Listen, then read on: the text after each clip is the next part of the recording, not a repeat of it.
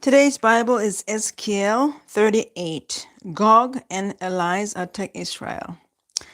Now the word of the Lord came to me, saying, Son of man, set your face against Gog of the land of Magog, the prince of Rosh, Meshech, and Tubal, and prophesy against him, and say, Thus says the Lord God, Behold, I am against you, O Gog, the prince of Rosh, Meshech, and Tubal. I will turn you around, put hooks into your jaws, and lead you out with all your army, horses and horsemen, all splendidly clothed, a great company with bucklers and shields, all of them handling swords. Persia, Ethiopia, and Libya are with them, all of them with a shield and helmet. Gomer and all its troops. The house of Togarma from the far north and all its troops, many people are with you. Prepare yourself and be ready, you and all your companies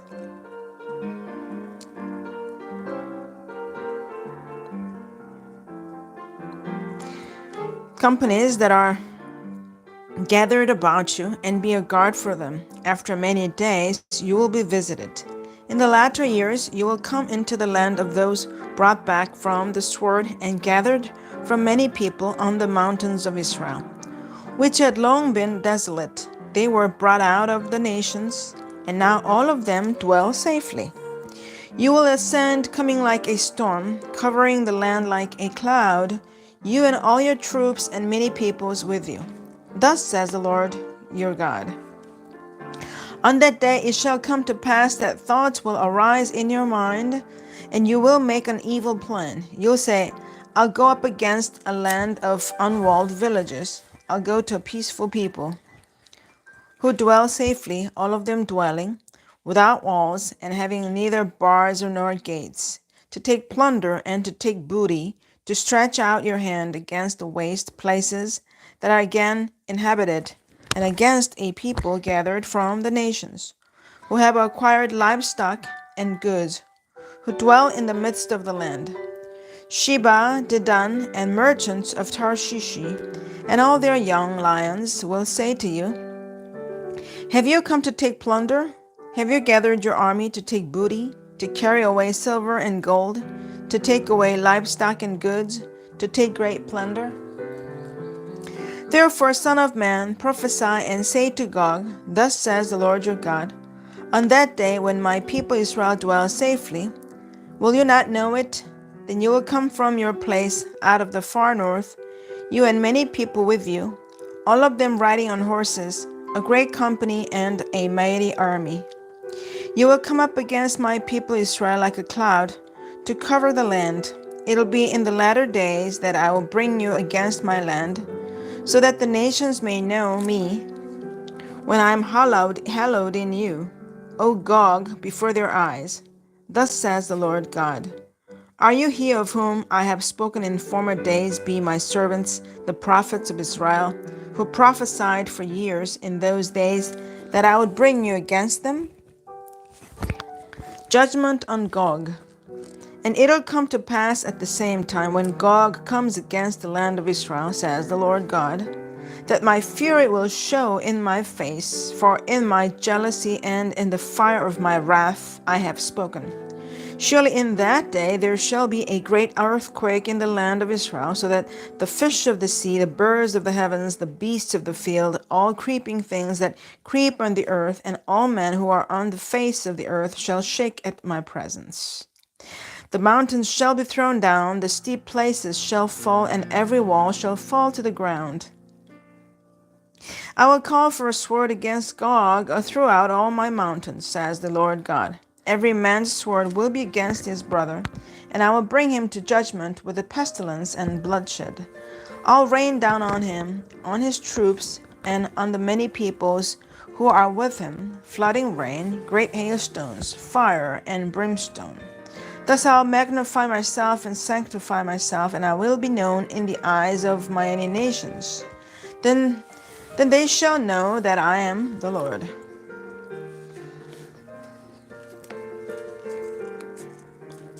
An empire forms in Persia, Ezekiel 38:5. Here's a little introduction about the empire in Persia.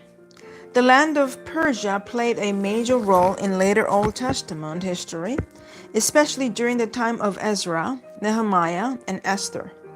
Like the Medes, the Persians were an Iranian tribal group that entered the region of modern Iran sometime after 1000 BC. Little is known about the Persians before 559 BC, when Cyrus the Great ascended the throne of Persia. Nevertheless, the prophet Ezekiel could have known of Persia, Ezekiel 38:5, some 20 or 30 years before Cyrus. The Assyrian king Ashurbanipal, 668 through 627 BC, records in an inscription that a king of Parsumash paid him homage around 640 BC. The Achaemenid Empire of Cyrus, named after one of his supposed ancestors, ruled virtually the entire Near East, Egypt, and Eastern Mediterranean for about 2 centuries. That's 559 through 331 BC. The organization of the Persian administration and its system of royal roads consolidated the state. One could argue that it was the most successful world political power until the advent of Rome. Now moving on to the Ezekiel 39, Gog's armies destroyed. And you, son of man, prophesy against Gog and say, Thus says the Lord God, behold, I am against you, O Gog, the prince of Rosh, Meshech, and Tubal, and I will turn you around and lead you on, bringing you up from the far north and bring you against the mountains of Israel. Then I'll knock the bow out of your left hand and cause the arrows to fall out of your right hand. You shall fall upon the mountains of Israel, you and all your troops and the peoples who are with you. I'll give you to birds of prey of every sort and to the beasts of the field to be devoured. You shall fall on the open field, for I have spoken, says the Lord God, and I will send fire on Magog and on those who live in security in the coastlands. Then they shall know that I am the Lord. So I will make my holy name known in the midst of my people Israel, and I will not let them profane my holy name anymore. Then the nations shall know that I am the Lord, the Holy One in Israel. Surely it is coming, and it shall be done, says the Lord God. This is the day of which I have spoken.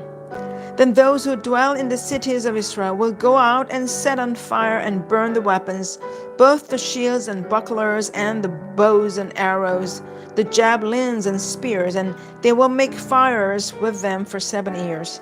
They'll not take wood from the field, nor cut down any from the forests, because they will make fires with the weapons, and they will plunder those who plunder them, and pillage those who pillage them, says the Lord God. The burial of Gog. It'll come to pass in that day that I will give Gog a burial place there in Israel, the valley of those who pass by east of the sea, and it'll obstruct travelers, because there they will bury Gog and all his multitude. Therefore they will call it the valley of Hamon Gog. For 7 months the house of Israel will be burying them in order to cleanse the land. Indeed, all the people of the land will be burying, and they will gain renown for it on the day that I am glorified, says the Lord God. They will set apart men regularly employed, with the help of a search party, to pass through the land and bury those bodies remaining on the ground, in order to cleanse it. At the end of 7 months they will make a search. The search party will pass through the land, and when anyone sees a man's bone, he shall set up a marker by it, till the buriers have buried it in the valley of Hamon Gog.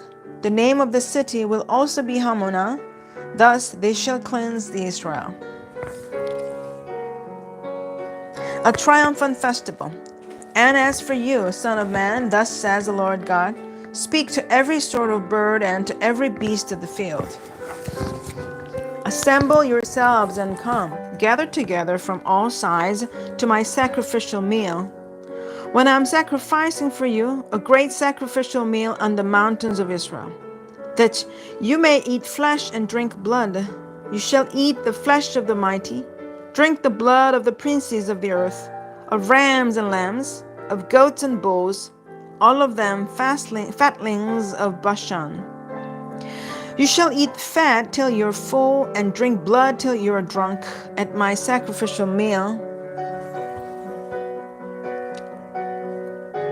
which I'm sacrificing for you. You shall be filled at my table with horses and riders, with the mighty men, and with all the men of war, says the Lord of God. Israel restored to the land. I will set my glory among the nations. All the nations shall see my judgment which I have executed, and my hand which I have laid on them. So the house of Israel shall know that I am the Lord their God from that day forward.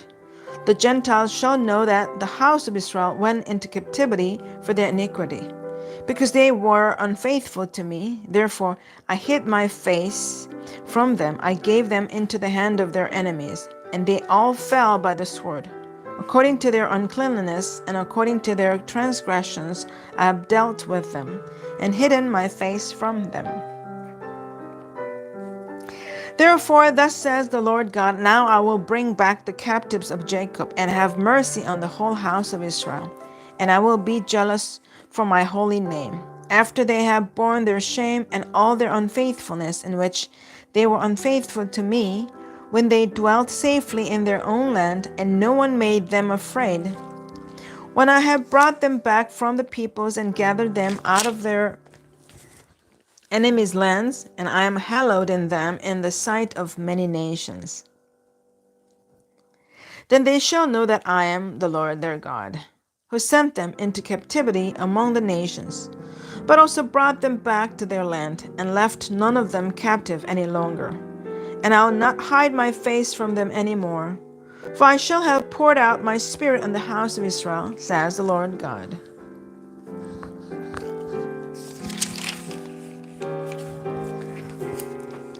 A geography of environment of this time. The places and the peoples named in the Old Testament are sometimes difficult or impossible to identify today. Gog and Magog are mentioned only in Ezekiel 38, 39, and Revelations 28.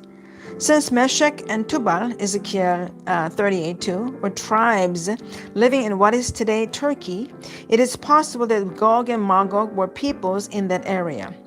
They are reported to come from the north and to be fighters with bow and arrow, Ezekiel 39:2 and 3.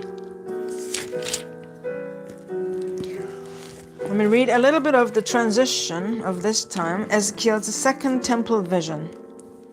The 25th year of the Babylonian captivity, Ezekiel 41, was perhaps April 573 BC.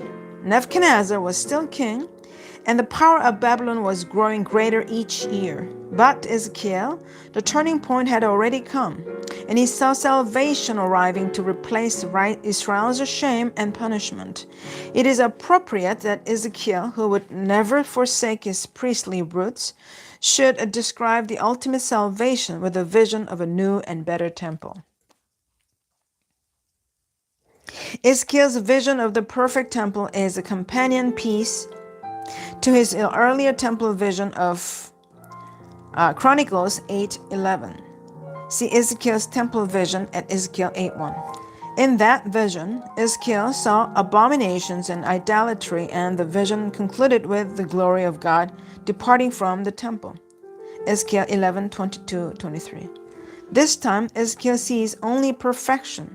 The crowning moment is when the glory of the Lord came into the temple by way of the gate which faces toward the east. And behold, the glory of the Lord filled the temple. Ezekiel 43:4-5.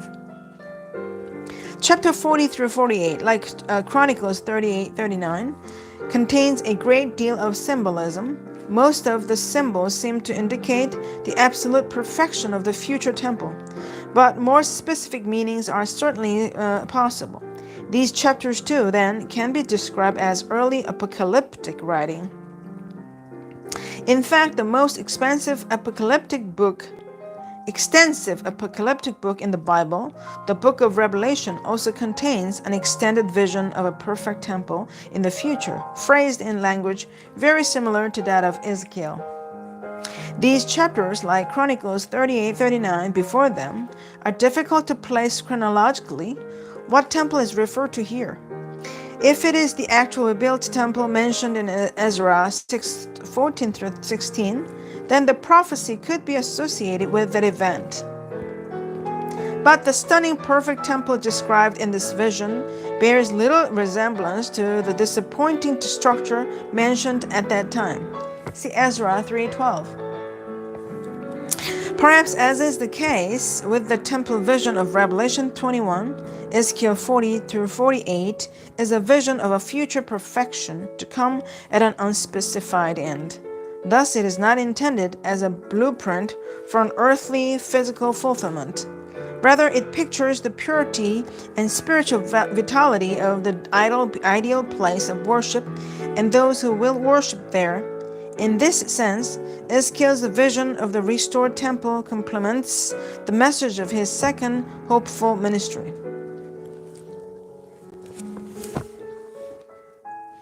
This is the end of the Bible reading today. Thanks for joining me. God bless you. See you tomorrow.